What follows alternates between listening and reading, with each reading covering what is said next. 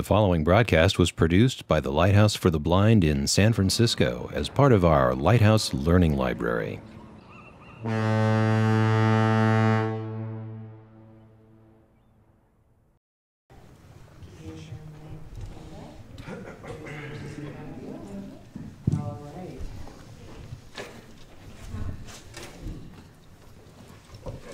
So this is Kathy again. While we were planning this summit, one of the things that Brian and I talked about was in addition to finding a job, meeting people that find employment, employ people and whatnot, sometimes there's that issue of just that balance of work and life. And there's two aspects to work and life balance. One is your life getting in the way of you looking for work. So are you making excuses because you have so much going on in your life, and that's why you can't be out there looking for a job? And what's real and what, I really go back to a lot what Julie was talking about last night. What's real and what's not. What's fact and what's perceived. And then also, once you've got that job, the importance of having that balance in your life. Is it, we talked a lot last night about what stokes your fire. Is it, what kind of avocation do you have that really is one of your passions that keeps you going? So we have three people here that I think are really good at work-life balance.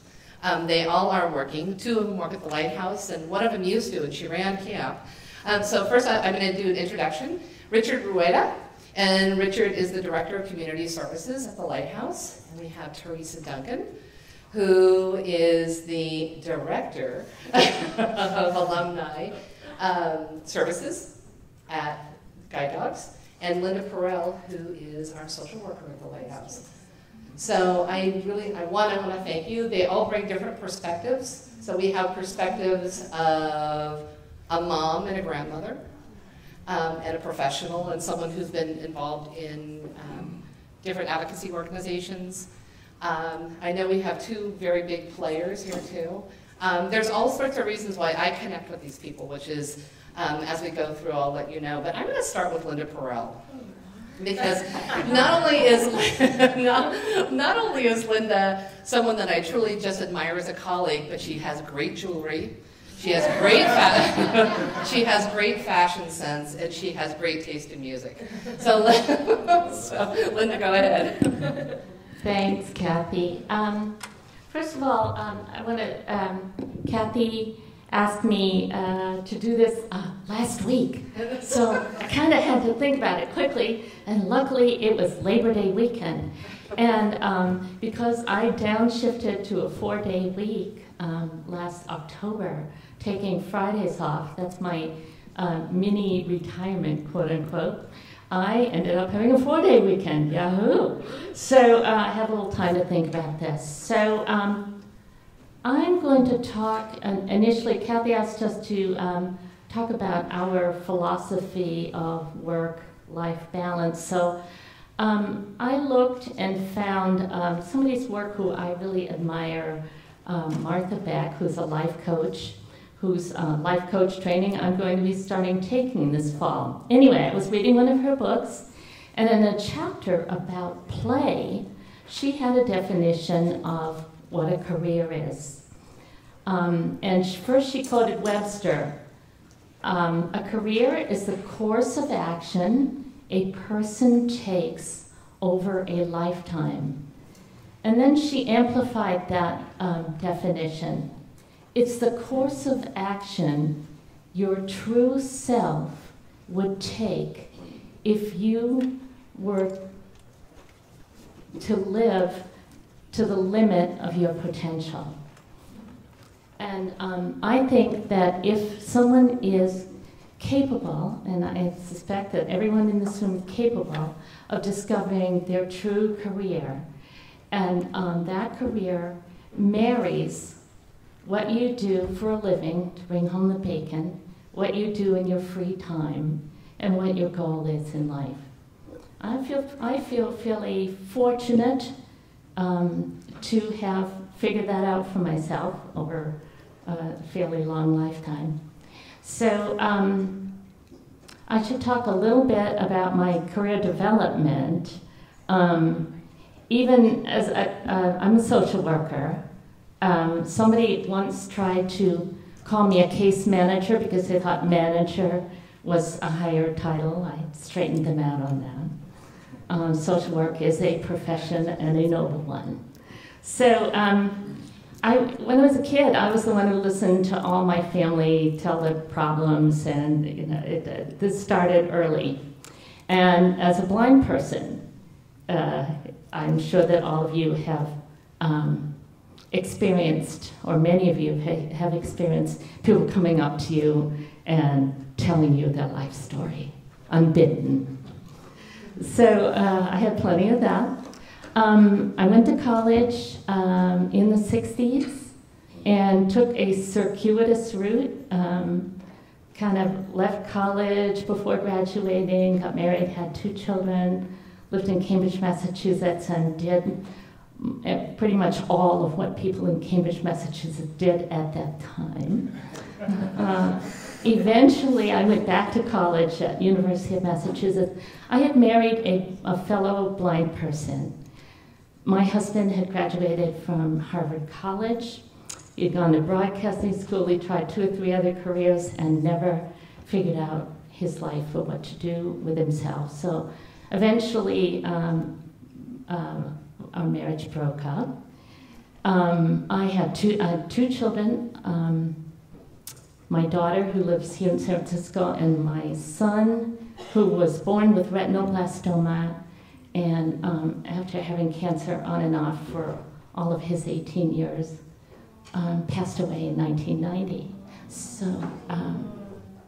So my career had to, in some ways, accommodate that. So one solution I had was to go to social work school after finishing up at UMass. And I went to a BU School of Social Work. Then I had to figure out, I was going to work in the sighted world. Oh no, I didn't need to work with blind people. But people kept telling me, there's a job over at Perkins School for the Blind. You really should check that out. And eventually I did, because nothing else was coming up. People would bring me in for interviews. One woman actually said to me, I should have sued her, you just sounded so good on the phone, I had to bring you in, but I had no intention of hiring you.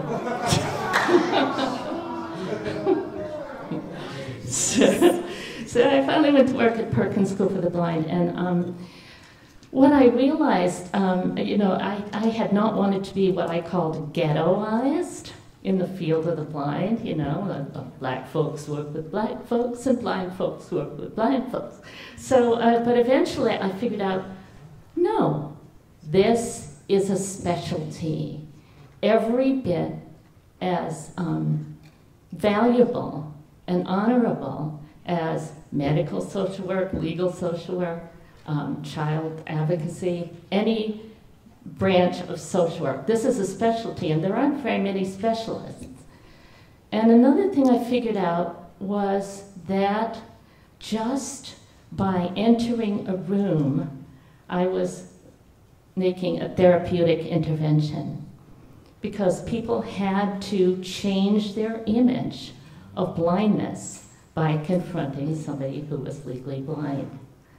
So I developed this specialty, and it turns out I've spent most of my working life working either with parents who had children who were blind, who came to the school, who had to struggle to accept their blindness. And now in my West Coast job at the Lighthouse, I work heavily with elders who are losing their sight and having to, I call it, join the blind club. And people are not always that eager to join the blind club, and you can totally understand that. But that is how I earn my living. The balance of my life is spent, once my son passed away and later my mom passed away, I decided I needed to be near my daughter and now 3 grandchildren. And since they lived here, showed no signs of moving back to the East Coast, I was like, I'm packing up and moving there. I gave up one of the best work-life balance benefits in the world at Perkins School for the Blind. We had 8 weeks of unpaid recess a year. And yeah, it was magnificent. And I will never let Kathy and Julie forget about it. I would get that back in a heartbeat. But since I can't have it, here I am on the West Coast. Love the work at the Lighthouse. Spend all my lots of my free time with my family and with California Council of the Blind that I'm very heavily involved with, having several hats. My daughter is screaming because I am now on a total of 7 CCB and ACB committees, and I'm always on conference calls. So, and Kathy's right. I'm an omnivore of reading, and Brian Bashan has lots of questions that he asks people when he encounters them at the Lighthouse. His question to me is always, what are you reading? And I love music and going to concerts. So all of the aspects of my life enrich the central core values that I have, and I'm planning to take that forward as I begin to study life coaching. Thanks. Thank you.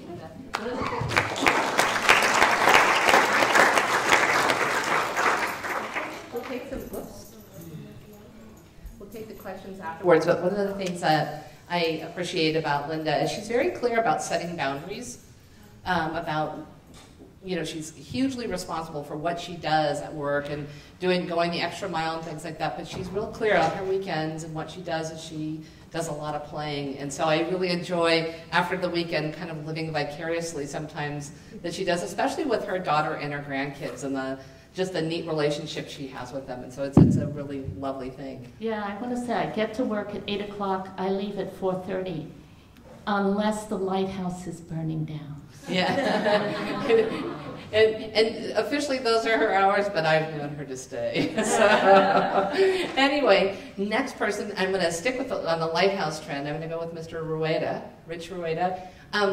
Rich and I just started working together at the Lighthouse. I mean, I always knew about Rich, and what I knew about Rich was all these great trips he did. Yeah. And so I thought, wow, you do a lot of terrific trips. He manages to weave them into his work. And so I look at that as I say, Rich, I really think you're amazing how you do that. So, work-life balance, Rich Rueda. Thank you, Kathy. The secret is I'm not married, so. No, Dan Kaiser and I talked at lunch, and he revealed how I did it. So, thank you, Dan. Good afternoon, everybody. And Linda, I have to say, actually, you do get 8 weeks a year. It's all those Fridays multiplied times 12 months. 52 Fridays in my book is about 10 weeks, just not, you know, all at once. All right, good afternoon, everybody. How you guys doing out there? Are you guys lethargic after lunch? Ready for a stretch? Theresa and I thought about what we were going to do on the way up here, and we knew that you guys were jam-packed with 22 hours of live streaming, so we were going to open the pool, but Tony talked us out of it. Yeah, so. Tony said no. So, now that you're awake, I want to talk to you, or talk with you about work-life balance, and I have been Director of Community Services for a year and a half now at the Lighthouse in San Francisco, and have had the opportunity to come up here in the summer. You know, our mantra in the past has been camp is a place where you come and play, and you learn to play in a safe environment. Going back to Tony Fletcher and Theresa back in the 90s, how camp has evolved, and this is a great place where you achieve work-life balance. You can work here as a summer camp counselor and also get work experience, but also have, you know, the opportunity to work outdoors and kind of figure out where you want to go. I started working in the field of blindness back in 1992. I'll give you a brief history of what I've done, and then how have I managed to balance all that out with work. Work has been kind of the thing since I've been doing since I was 16, actually since 1990. My first job was at Carl's Jr. flipping burgers. thanks to the assistance of the Braille Institute at the time in Orange County, where I grew up, they aligned me with Carl's Jr., and it was the best job and worst job I ever had, because it realized if I don't really go out and get a college degree, this is the only thing I really will achieve. So at the same time, it was the best job, because when you're 16 years old and you bring home about $100 a week, and it's your money and not your allowance or SSI check, it's pretty cool. To underscore what Joe said earlier, you can do what you want, and who you want with. So that was kind of cool. I later went on to work at the Inter-Community Blind Center in Whittier as their youth coordinator. I worked at the Foundation for the Junior Blind in their rec department and visions program in Camp Bloomfield. Later, I tried working for Theresa, but I kept ducking out and working up here, and we go back and forth about that. But I did come up here in 2000. 2001, I had my bachelor's degree in rehab counseling, Cal State LA, and was hired by the Department of Rehabilitation in the San Francisco office over in the old China Basin next to AT&T Park 10 years ago this August. In fact, I celebrated my 10-year anniversary of being professionally employed about a month ago, and that was kind of cool with a 2-week vacation to LA. And so I was there. I did counseling for 4 years, and I then became the transition coordinator for the state in 2005 until March of 2010, and then I joined the Lighthouse in March of 2010 doing community services. How has this evolved into a work-life balance? It's all about being curious and learning what it takes to be solid and professional, and a lot of what I do is my passion. So a lot of my work is also the thing I look forward to each day. So I don't see it as much as a job, as much as it is just part of what I do, part of the thread of my life. There is that balance where at 5 o'clock or 6 o'clock at night, you want to go home and put it behind you. And like Kathy was saying about Linda, you have to have those barriers, and sometimes they're really gray area when you work in the blindness community. It's a fishbowl you work in sometimes, because after I'm done with my job, I might want to go to goal ball or doing something with my friends who may have been my clients. So you have to really establish those boundaries and establish what's going to work for you and what's not going to work for you. And the best advice I received when I joined the Department of Rehabilitation in the San Francisco District Office down in Menlo Park 10 years ago was, well, if you're going to live or work in Menlo Park, you probably don't want to live in that area, because all the people you're going to come across with will be your clients. Maybe you want to live in the East Bay. And I did. I moved to the Union City area and had a kind of a buffer between my work and play, and it was the best advice, and it really didn't cross many boundaries, thankfully. So that's one way. How do I fuse in, like Kathy was talking about, travel and all those great trips I've done? Curiosity. When I was a transition coordinator for the state, I was able to get out of the office and go to places like San Diego, Fresno, Sacramento, all over the state. And sometimes I would turn those trips into weekend-long adventures to kind of see what's out there and have wild, crazy adventures. And I've also been out to Costa Rica. This is not on the state's time or rehab time. But I've done a lot of trips. Like we said earlier, if you can get a job and maintain a job and find that balance in life, what else is out there other than just having a job? I've always been curious. I was raised to be curious and learn and be active in my community and step out of the comfort zone like we've talked about this week. And so I would just go and find a group, whether it was Wilderness Inquiry in Minnesota or Travelize in the UK. Went to Italy with 12 other strangers, and I picked up more of a British accent than I did an Italian accent because I hung out with a bunch of British folks all week.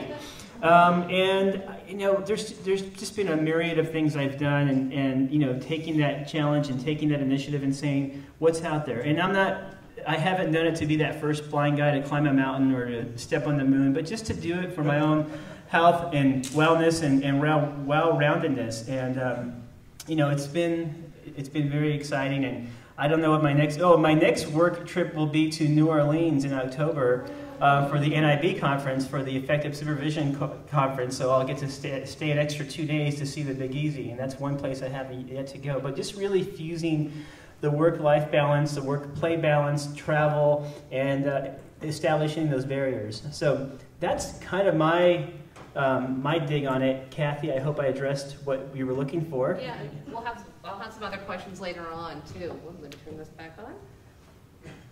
Now, one of the things I think is a consistent theme too is about and it goes back to what people said about having no fear, about stepping outside your comfort level and just doing what you want to be able to try and to be able to do. So I really appreciate that. Theresa, Duncan, and I met when she was a counselor at Camp Bloomfield, long time ago. A couple years ago. And ironically, it was at an employment camp. And I was just thinking about that. I mean, that was amazing. The Lighthouse and the Foundation for the Junior Blind got together and we decided to do this new thing. And this is what, probably 20 some odd years ago? It was 1989. Yeah, so we got free tickets from PSA. And we flew down to Bloomfield and we brought a bunch of teenagers down and we did this camp together. And that's where I met Theresa. And we have been friends ever since then, friends and colleagues ever since then. Theresa's always had a very adventurous life, and even more so, I think, within the last 15 years. But Theresa works at the Guide Dogs now, like I said. And so, Theresa, what gives you balance? And Theresa's also recently married. Yeah. So we'll see if that brings her less or more balance. That's right. Well, I'm here because Kathy said we were going wine tasting. So I'm a little confused. When do we load the bus? I don't know. It's always great to be back at camp. I worked here for a while. And I wonder if Tim Ford is still here, maybe he could teach me how to pick a lock, because I got locked out of my house last night. So there's always something to be learned. Yeah, anyway, I guess my philosophy is to, love what you do and it'll love you back. So really try to find something that you like to do. And even if it's something that you're doing that might not, if I look at my job at Guide Dogs, when I first started working there, they didn't have youth programs. I love working with kids, so I kind of helped that along so they have youth programs now or whatever. So you can kind of make things like that happen. I grew up in Southern California. I did my bachelor's degree at the University of California, Riverside. Woohoo! Riverside. Yeah. Come on, get excited. Riverside. Yeah. Aren't we glad we live up here now? Anyway, so I did that, and then during the summers, I started working at Camp Bloomfield. And that's where I had gone as a kid to camp, and I've been legally blind all my life, but I didn't know a lot of other blind people, so it really made a big impression on me to be going to camp. And so when I had the opportunity to give back and work at the camp, I was really excited to take that on. And I think that absolutely changed my life, because stepping outside that comfort zone. I remember throwing up on Mulholland Highway the first day. I know you want to hear this after lunch. The first day that I went to work there, it was really scary. But it changed my life. I met my first husband there, and then ended up sort of getting into blind rehab and recreation, and followed through with a master's degree in blind rehab, and here at San Francisco State, and that's how I kind of ended up at the Lighthouse. And so I worked for the foundation, and then worked for the Lighthouse doing camp stuff, and while I was working on my rehab degree, I went over and worked at the School for the Blind. And part of going to school and being part of the community, I think Tim Ford said it really well, that's how you make connections. And being connected, like a little spider web of connections, that's how really opportunities can sort of land in your lap. So if you're sitting at home watching TV, find something you love and just go do it, and you will meet people from that you can network with later. Anyway, so I worked for the Lighthouse for many years, and I don't know, like 8 years or so. And then my husband at the time started his own, we started a business together in access technology. So we did that for a while, which I had absolutely no clue about anything access technology. It's kind of funny. But I sold CCTVs, and I loved it because I got to meet people. And people, I guess, are really my passion. And so I got to meet lots of different people from different walks of life. And I sold CCTVs, and so I was showing grandmas their grandchildren for the first time. They'd never been able to see them and stuff, so it was very cool. Yeah. So those stories and meeting the connections and that kind of thing was great. Then I went to Guide Dogs and got a guide dog, and then job came available at Guide Dogs that kind of, it was an outreach job. It sort of married my sort of sales skills and then my agency skills and things like that, people that I knew, networking, and applied for that job and got it. And from that job, things, like I said, people, bosses and things, they love new ideas. So if you are someone who has ideas and you see something that could be different, or even if it's just a small thing, I was able to introduce a few new programs to a really old agency, and that was very exciting. And then from there, we decided to start an alumni association, and so I became the director of that, which was very cool. So I've really been lucky in that I've been able to sort of marry my passion for wanting to help blind folks to what I do to get a paycheck. I've been very lucky that way. Theresa, if you would talk a little bit about when you're not at work, basically, what do you do? Well, I check in with my parole officer. Good, I'm glad that finally came out. That's right. That was my answer. That's right. That's right. Yeah, he is a lawyer. Yeah. No, but yeah, no, well, I just want to make sure you're awake. Jeez, we're supposed to be at the pool and wine tasting. Right. Anyway, when I do all kinds of stuff, I'm very social. I love people, and I love to be around people, and so, I like to go for hikes. I live in Marin County. There's a lot of great hiking. I love my wine, so do a lot of that. And I just bought a house with a garden, and so I've sort of started doing a little bit of gardening, which is kind of fun too. But mostly I just lots of social stuff. I like events. I like get people together and have parties and that kind of stuff. Thinking about just things outside of work, Linda, Theresa, or Rich, do you want to tackle the question as far as there's something you wanted to do, you were kind of thinking, okay, I'm a little bit afraid to do this. What was it? And kind of what were the hurdles you went through just for your own self to get through it, and what was the outcome? Was it a trip to someplace? Was it trying out a new class? Something that you thought, this is something I really, really want to do? Well, I guess I will just address that by saying I've always been the adventurous type and wanting to do trips, and often my friends didn't have either enough money to do it, not that they were expensive, or vacation time, or had other obligations with their family. So I would think, okay, well, I want to go canoeing in the Boundary Waters of Minnesota. I'm going to do it, and I'll find a group and do it. Or I want to go to Italy and check out Rome and Siena and Florence and the whole scene, and I'm going to do it. And just really saying, well, okay, I don't have a support system of family or friends, but let me see who's out there. So using the skills on the web, seeing what groups exist, reading a little bit about them, asking questions. And then the turning point was when I went to go take the deposit, because the organization that was going to Italy wanted the deposit, but I needed to get it converted into pounds and then wired over, and the bank manager's like, I don't know, that seems kind of shady, and just made me think, like, okay, am I really doing this? Am I going to just do it on my own? And I did, and really just get out there and have a ball, have a blast, and have no regrets in life. So when you're 90 or 100, you can say, hey, I did that, and I enjoyed it. And you may have some setbacks, you may have some missed airline connections and sleep over at airports, but sometimes those are the best adventures. And those things that you don't plan for, just the unknown. And being that Tao traveler, it's not when you get there, it's how you get there.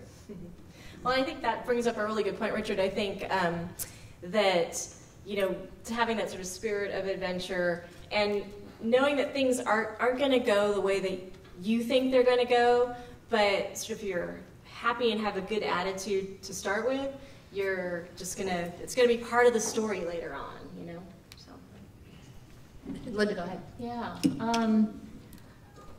I'm really a scaredy cat. So I had to dig a little bit, but I think I came up with something reasonably acceptable. I've been to India 4 times.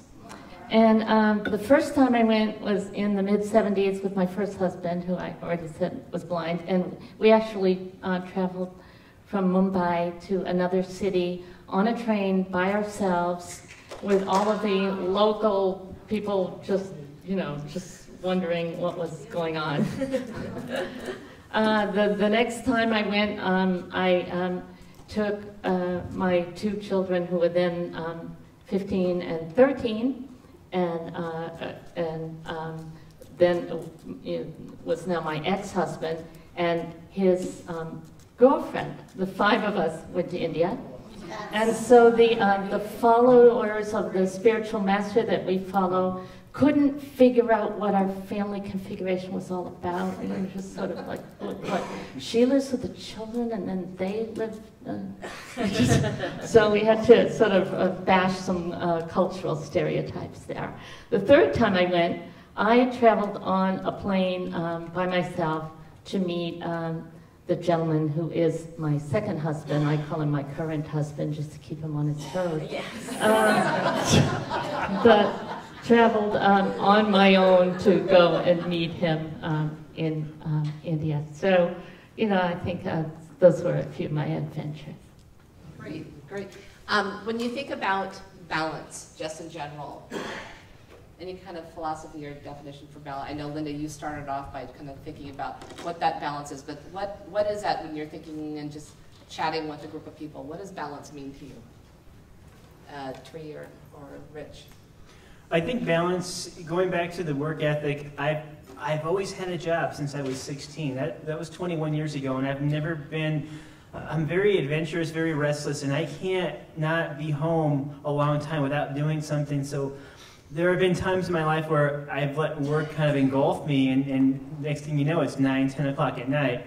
So you really have to establish those barriers and balance. Do what you like, but don't let it burn you out, because as soon as you find burnout, as soon as you find that you're regretting what you're doing, and you're going to be less likely to give and to really participate fully. So even though you're feeling like you can do it all today, really balance.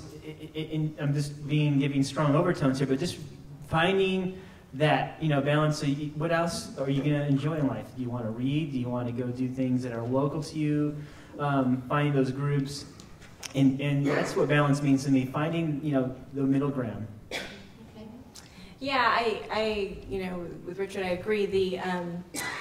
Being able to have time for interpersonal connections with people, for me, is balance. So I have had times when I was maybe starting new programs or things like that, where I was working all the time and not having time for friends, and then you start becoming resentful of work, and then your work, or my work anyway, wasn't as good as it is when I do take the time to do that. So sometimes you have to work at making yourself play and have that time, because in the long run you're going to be a happier, more productive employee. Let me just add really quick. I did a search, and I didn't take notes or bring them with me, but if you all go to Wikipedia, not now, and search work-life balance, there's quite a few interesting tidbits. And the thing that I wish Congress had did in 1930, we were hours away with FDR when he came into office from voting into a 30-hour work week. But there is a lot of good information on the topic of work-life balance on Wikipedia. That's actually a subject matter. Well, yeah, and I think you can get caught into little pieces of what you do, just with the minutia of it, and it can take you away from your life. And sometimes I think people hide there. So definitely want to let yourself free. And I also think that it also speaks to being well-rounded. When you're looking for a job and you have that job, and then how far is that job from your home, because that can affect your work-life balance, the commute. We were talking about our commutes on the way up and how Theresa has a longer commute now than she did before, as do I, but I don't mind it. I don't have any regrets with my commute, because now I say, okay, on my commute, I'm going to read the New York Times on my Victor Stream or on my iPhone, or find those things I would normally put aside and wouldn't do if I was running to work. So, you kind of balance out your life with time management. I'm glad you brought that up, Richard, because I think that becomes something that when people are looking for jobs, they're thinking about how far they might have to go in order to get to a job. And those are the things to really think about, what you can actually accomplish during that commute time. When I was a counselor, rehab counselor, AKA career counselor, I would ask all my consumers, I would say, are you willing to move to the job? If you're vested in a home and family and you can't uproot, then let's not look in that area, let's only look in these areas. So that would be helpful in guidance as well. All right, and Linda, you wanted to say something? Yeah. I don't define myself as being driven. I work. When I'm at work, I give 110% of what I have to give. And when I'm not at work, I'm not at work. And I'm one of those believers in the quotation, when you're on your last dying day, you're not going to say to yourself, well, geez, I should have stayed at the office later more often. And I've lived my life somewhat according to that philosophy. But work is an essential part of life. Sigmund Freud said the most important things in life are to love and to work. And again, if you're fortunate, your work is going to be a part of your core values and what you're here in life to do. And there are going to be times when it's going to feel like play. All right. I'm going to go around and now, and if there's any comments or questions, I'm going to start back here with Peggy Martinez. Theresa, good to see you. Hey, I heard you're in Seattle now. I am actually in Seattle right now. Just kidding. Anyway, I wanted to just touch on something that Richard mentioned, and he said it really quickly, and that is this organization called wildernessinquiry.org. I went with Wilderness Inquiry to the Everglades a few years back. And I went with that group by myself and had a blast. And about 3 months ago, I went to New York City by myself. And I just want to say, it's key, of course, to be with our friends, and I always want to encourage all of us to spend time with people we love and have fun with them. But I think spending time in a, sort of in that adventure zone, in that maybe slightly discomfort zone, as an independent, as a funness tool, if you will, funness. That's a new word. But also can give those core strengths that we often need when we're working or looking for work. Just that resiliency and that adaptability. So I just love this presentation. I'm really glad it was part of it. Yes, thank you for mentioning Wilderness Inquiry. Awesome trips, canoeing, dog sledding. I went to Costa Rica with them. Amazing group of folks. All right, I've got someone down here who's got a question or a comment. Yeah, this is for Linda. I'm interested in going into social work, and I was wondering how long are you going to be at the summit? Because I would really be interested in talking to you about how you went about doing social work and what your day-to-day life is like with that job. Well, I'm only here for the day, but I'm very happy to talk to anybody. And I have a social work colleague at the LightHouse, Jeff Carlson. Whenever anybody else comes to us and says they want to go into social work, our first response is, no, don't do it. You do it for love, you do not do it for money. But it is a wonderful profession. And what is your name? Kim. I'd be happy to talk to you at any time about it. I've got a question for Richard. You can take credit for the reinvigoration of the LightHouse program, Ride and a Guide. Just started.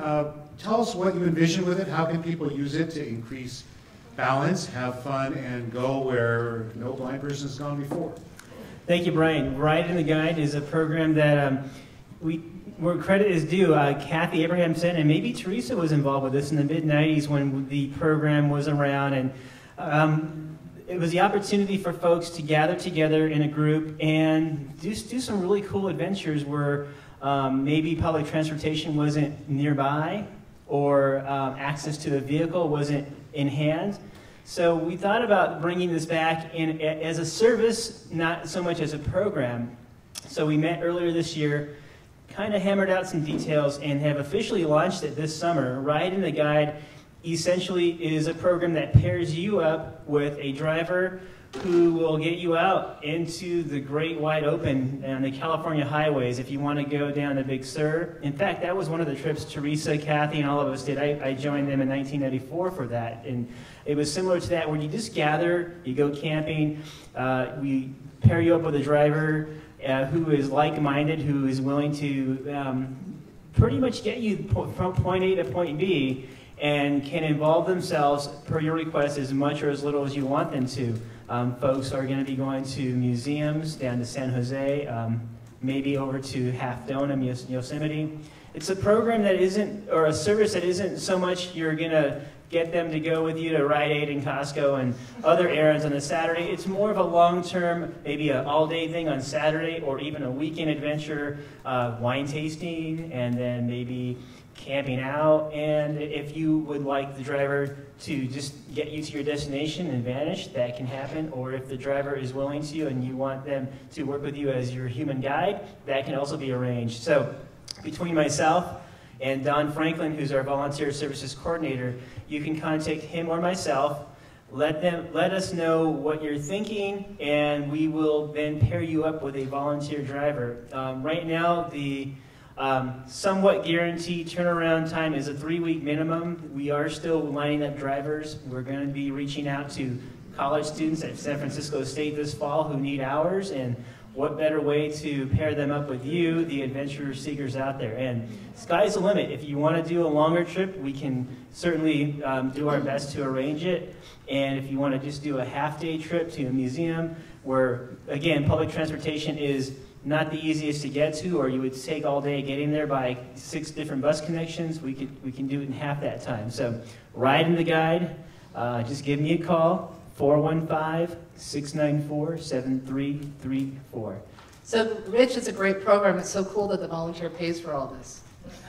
No, you the adventure seeker, assume all costs, including paying of the gas to the driver, and if the driver doesn't want to drive here or his car, renting that car. So again, it's a driving service to get you out on the road.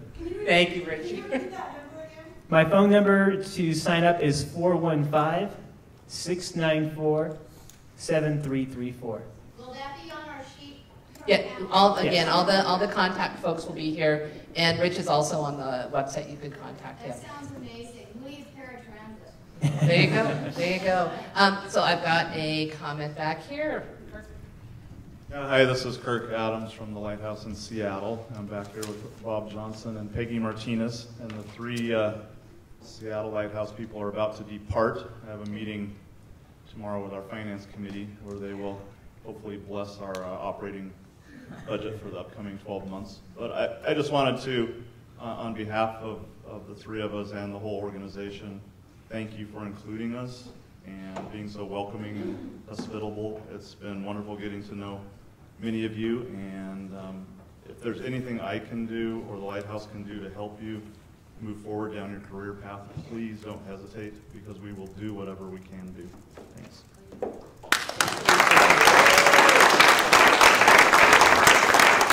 All right, I've got a question over here.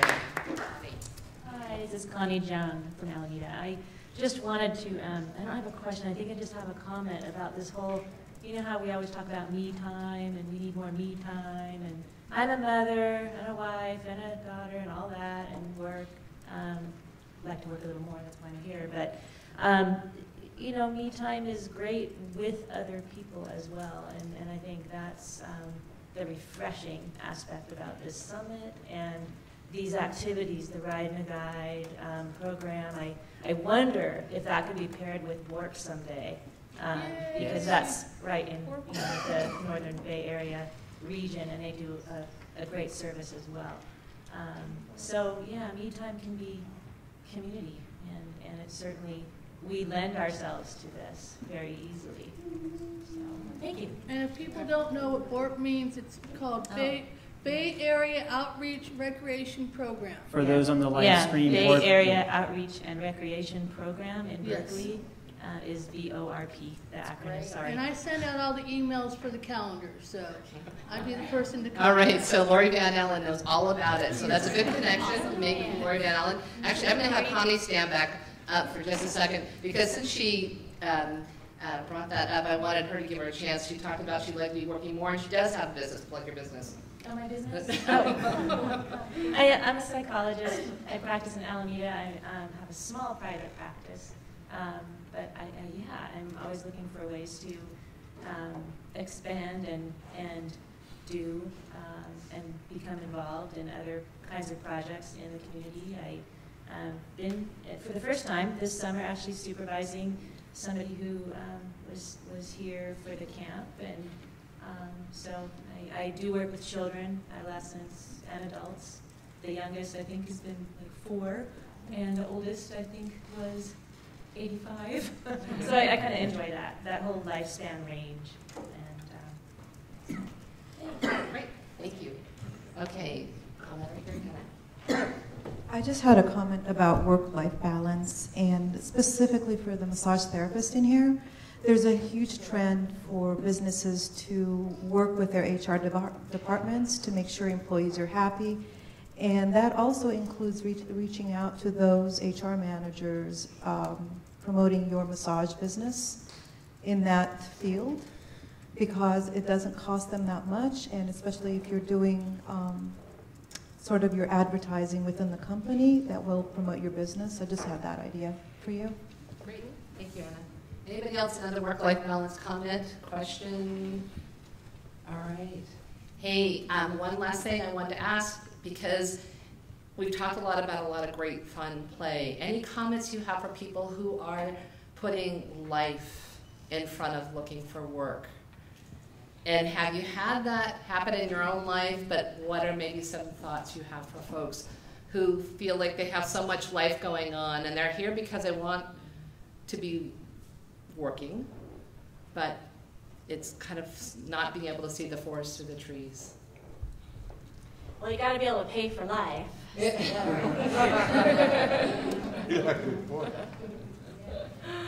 Yeah, I think you just have to see your way around that and, start prioritizing what's most important to you, and seeing if there are things in your life that maybe you think are necessary that maybe aren't so necessary. Ways that you can say. I know it's really hard for folks to say no. Sometimes you have to say no. I have to put me first.